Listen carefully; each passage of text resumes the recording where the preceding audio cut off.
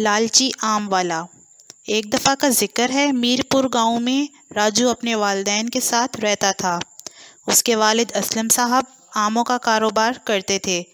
اس کے آم ذائقے دار اور بہت میٹھے ہوتے تھے، اس لیے لوگ اس سے آم خریدتے تھے، کیونکہ وہ اپنے باغ سے آم توڑتا تھا اور اپنی دکان پر لا کر بیچتا تھا۔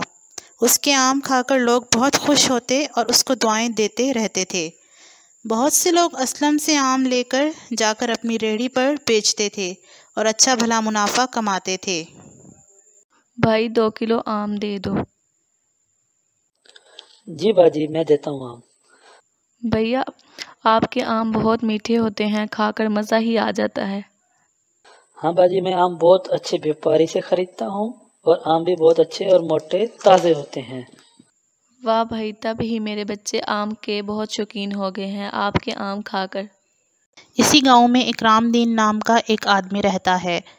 وہ بھی اسی بیوپاری سے آم خرید کر گاؤں میں بیچتا ہے۔ اکرام دین اس بیوپاری کو پورے پیسے بھی نہیں دیتا تھا، ہمیشہ ادھار کرتا تھا۔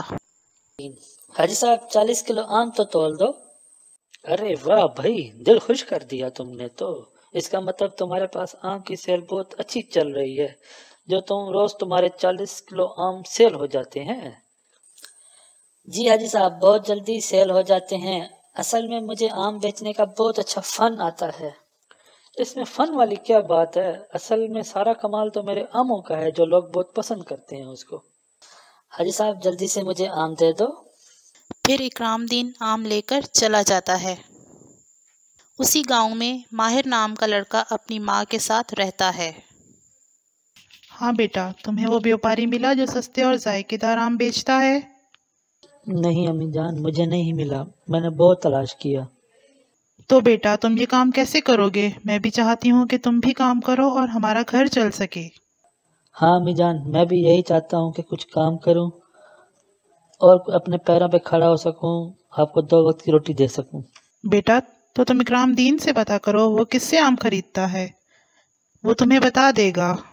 امی جان، میں نے کئی بار پوچھ چکا ہوں، مگر مجھے اس نے نہیں بتایا۔ وہ یہ سمجھ رہا ہے کہ میں شاید اس کی روزی پہ لات مار دوں گا۔ ارے بیٹا، تمہیں اس سے پوچھنے کا طریقہ نہیں آتا، پہلے اس سے کچھ آم خریدو اور پھر بہانے سے پوچھنا۔ ہاں امی جان، آپ نے بہت اچھا مشورہ دیا ہے، وہ جب بھی آئے گا تب اس سے پوچھوں گا۔ وہ ابھی بات کر ہی رہے تھے کہ باہر اکرام دین کی آواز آتی ہے۔ آ جاؤ بھائی، آ جاؤ، تازہ تازہ آم والا آ گیا، میٹھے میٹھے آم لے کر آ گیا۔ جاؤ بیٹا، جا کر اس سے پوچھو۔ بھائی 1 کلو آم تو دے دو۔ کیوں ماہر، آج تمہیں کیسے خیال آ گیا آم لینے کا؟ بھائی آپ کے آم ہیں ہی اتنے اچھے اور میٹھے رسدار کہ مجھ سے رہا نہیں گیا۔ بھائی میں آج تو آپ سے آم خرید رہا ہوں، آج تو مجھے بتا دو کہ آپ یہ آم کہاں سے لے کر آتے ہو، تاکہ میں بھی کچھ آم کا کاروبار کر سکوں۔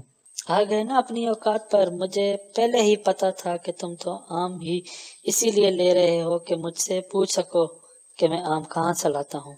چل بھاگ، یہاں سے کوئی آم نہیں ہے، چل نکل۔ لیکن بھائی ایسا مت کریں، میں بھی تو آپ کا چھوٹا بھائی ہوں، مجھے ہی بتا دیں تاکہ میں محنت مزدوری کر سکوں اور اپنے گھر والوں کا پیٹ پال سکوں۔ تمہیں کہا نا بھاگو یہاں سے، چلو شاباش، نکلو نکلو یہاں سے۔ اور ماہر اپنی ماں کو سب بتا دیتا ہے۔ ہاں ہاں بیٹا، تم صحیح کہہ رہے تھے، یہ نہیں بتائے گا۔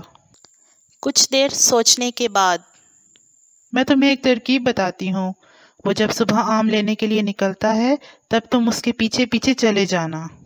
اگلی صبح ماہر اکرام دین کے گھر کے باہر اس کا انتظار کر رہا تھا اور سوچتا ہے، آج تو میں اس آم والے بھپوری کا پتہ لگا کر ہی رہوں گا۔ اکرام دین ریہڑی لے کر گھر سے نکلتا ہے۔ ماہر اس کا پیچھا کرنے لگتا ہے۔ ماہر پیچھا کرتے کرتے بیوپاری تک پہنچ جاتا ہے اور اکرام دین کے جانے کا انتظار کرنے لگتا ہے۔ جی حاجی صاحب 40 کلو آم تو دے دو۔ اکرام دین، تمہارا حساب بہت لمبا ہو گیا ہے، روز تو تم ادھار آم لے جاتے ہو اور سارے بک بھی جاتے ہیں، اور تم مجھے پورے پیسے کیوں نہیں دیتے؟ ارے حاجی صاحب فکر کیوں کرتے ہو، میں تمہارے سارے پیسے دے دوں گا۔ اگر کل تم نے پیسے نہ دیے تو میں تمہیں कल से आम नहीं दूंगा। इकरामदीन आम लेकर वहाँ से चला जाता है और माहिर हाजी साहब के पास आ जाता है। अंकल, मैंने आपकी बहुत तारीफ सुनी है। मैं बहुत मुश्किल से आपके पास पहुंचा हूँ। मैं बहुत ही गरीब लड़का हूँ और मैं भी आपके आमों से अपना कारोबार शुरू करना चाहता हूँ।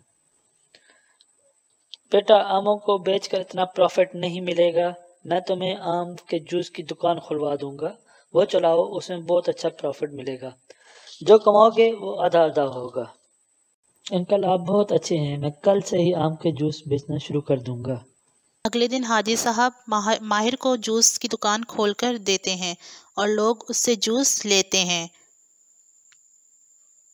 इकरामदीन अपनी बीवी को कहता है, बेगम, जरा अलमारी से पैसे तो निकाल कर देना, आज हाजी साहब को देने हैं, वरना वो आम नहीं देंगे। कौन से पैसे? उस पैसों से तो मैंने वजन कम करने वाली मशीन खरीद ली। सब मुझे मोटी मोटी बुलाते थे। बेगम, ये तुमने क्या कर दिया? अब मैं आम कहाँ से खरीदूंगा? अब मुझे क्या पता था कि तुमने ये पैसे आम खरीदने के लिए रखे थे। फिर इकरामदीन आम खरीदने जाता है तो वहाँ माहिर को देखता है।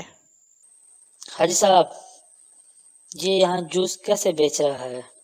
मैंने उसको दुकान खुलवा कर दी है। बेचारा गरीब बच्चा था, अब से वो ये मेरा पार्टनर है। हाजी साहब, मुझे भी एक दुकान खुलवा कर दें।